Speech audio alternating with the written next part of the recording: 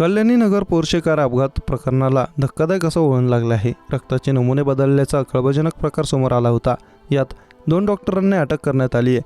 दरम्यान आता रक्ताच्या नमुन्याबद्दल मोठी अपडेट समोर आली आहे. हिट अँड रन प्रकरणात अल्पवयीन आरोपीचे रक्ताचे नमुने बदलून त्याच्या जागी आईच्या रक्ताचे नमुने घेतल्याची माहिती समोर आली.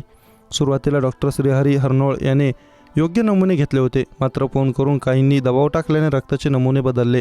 याबाबत मिळालेली माहिती अशी की अपघातानंतर अल्पवयीन आरोपीच्या रक्ताचे नमुने घेण्यासाठी ससून रुग्णालयात नेलं होतं.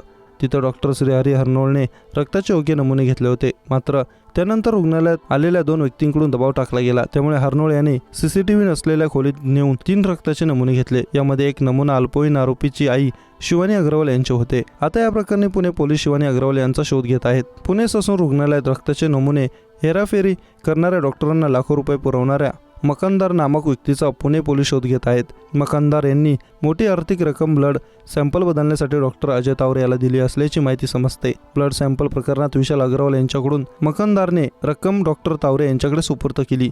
मकंदार पुणे पोलिसांच्या हाती लागल्यानंतर ब्लड सॅम्पल हेराफेरी प्रकरणी मोठा उलगडा होण्याची शक्यता आहे. अजय तावरे याला दिलेल्या मोठ्या आर्थिक रकमेची मिळणारी माहिती त्याच्याकडून मिळेल.